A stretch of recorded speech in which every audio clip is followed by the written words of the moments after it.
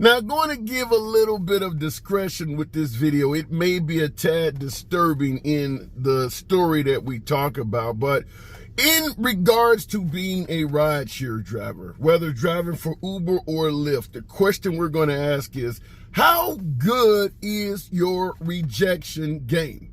If you're driving passengers around, eventually you're going to get a request that you do not want to do, and you have to tell the passengers that. What up, folks? Once again, it is your boy Tim with another ride sharing video. Now, this one has a twist because no one involved is either a passenger or a driver in ride sharing, but it does come around to what we talked about in regards to your rejection game. Now, this comes from a story titled, "Women Says Man Hit Her in Face with Brick While Crowd Watched." What the hell does this have to do with ride sharing? Apparently, this woman was hit on by a guy and she refused to give the guy her number. And he responded by hitting her in the face with a brick. So obviously we're talking about a guy whose ego or something like that may have been harmed, or he may just simply been a violent guy to begin with. But when we talk about rejection game, we're talking about it from the standpoint of you being a driver and someone asking you for something and you're not wanting to do that, having to tell the passenger, but tell them in a way that does not end with you getting hit in the face with a brick. Not here to pretend like this woman had any responsibility at all for what happened to her. Nevertheless, how you talk to people can have consequences, even if you are legally within your rights to talk to them that way. We've all had, as men, women reject us. That is part of the dating game. No one is so attractive that every single woman on earth is going to like you. Care how gorgeous you are, somebody out there is going to say you're not my type.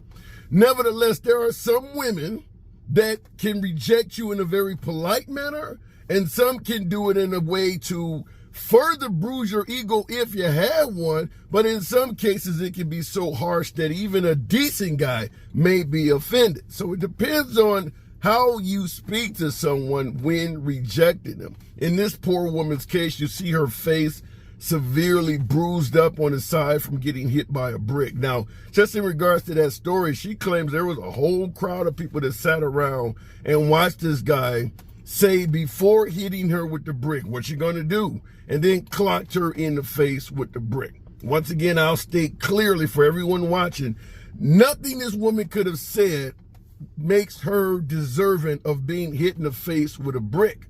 But based on her own recollection of the event, it does sound like she may have rejected him in a harsh manner. And that's what I'm talking about for us rideshare drivers, because there are plenty of stories we've covered here of drivers telling passengers no, but doing it in an impolite way, or dealing with a passenger that you could tell ahead of time was not going to be very favorable to rejection. Yours truly, I've had it happen. That is why I strongly suggest on every trip with every passenger, every single damn time, you should have a defensive tool on you. Mace, something to slice or cut wood, up to and including a firearm if you're comfortable with that. Because some passengers, just like some aggressive guys in the dating scene, do not like to hear the word no. To my veteran drivers out there, have you ever told a passenger, "No, I'm not going to take you to a neighboring city.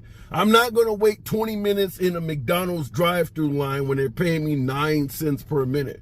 I'm not going to let you go shop in Walmart while I stand out here running my car, burning up heat or using the air conditioning, costing me fuel when I'm not getting paid shit." But you have passengers that do not like to hear the word no.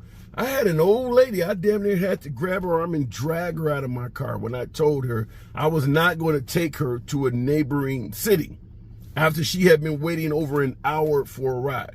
Sat in my vehicle and she just did not want to get out. So we do get passengers that do not like rejection, very similar to this woman here. And we've had to cancel trips. Look, I've already canceled the trip. Please get out of my vehicle. And just like the guy with the brick, We've had passengers throw shit at our car, spit at our vehicles, vandalize the car. Veteran drivers, have you had a passenger do some shit like this? So that's the question I'm asking. How good is your rejection game? You have to be overly polite if you want to save yourself from some shit like this happening. Being a driver to some degree has a hell of a lot in common with being a vulnerable female. Because as a driver, you're vulnerable. You're sitting in the front, somebody's behind you, somebody's on the side of you. You're trying to focus on driving, and if they start beating your ass, you could find yourself in a precarious position. So I want you to hear in this story how a viewer responded to this on social media. And this also pertains to us in ride sharing. This is why I'll always give my number out in public, regardless if I have a man or not, because you never know how a man will react when he gets rejected. This is so sad. She didn't deserve this at all. It's scary out here. Women should not have to do this to protect ourselves. You could literally read her writing and replace the word women with drivers. Very similar. How many drivers are taking trips and doing shit they really don't want to do in public simply because they don't know how the passenger may react when rejected? So I just want to point this out to you. It is a dangerous game out here when you're rejecting passengers. And if you want to make a profit, sometimes you have to reject passengers. Uber and Lyft have lowered the pay in this shit so damn low. Every trip you take is not profitable. This is not the taxi business. In the taxi business, where you're making $3 a mile or some shit like that, everything you do is profitable. You can take somebody 200-300 miles away because the rates are sufficient. It's profitable. You can drive back with no one in the car and still have profited money. In ride sharing, whether driving for Uber or Lyft, that is not the case. Driving somebody 40-50 miles out of town and having to return with no one in your vehicle at your own expense is not profitable in this game. There's a lot of different rules to this that are simply not profitable for drivers. So there's no way to do this without finding yourself eventually having to reject a request from a passenger or do something at a loss, similar to the woman stating here that she just gives her number out for fear of rejection. So wanted to bring this to you because it just holds so many parallels to us drivers, that a lot of drivers out here, particularly females, are afraid to turn a passenger down. You pick up 3 dudes at 1 in the morning and they've already gotten in your car and you're a little female. How do you tell them, no, I don't really want to take this trip, knowing what could happen? So keep your wits about you, folks. I just wanted to point it out. Certainly, as I always say, nothing good happens after midnight. So if you can avoid driving at night, I strongly suggest you do. But last but not least, just to repeat before closing, keep your defensive tools on you with every single trip you take.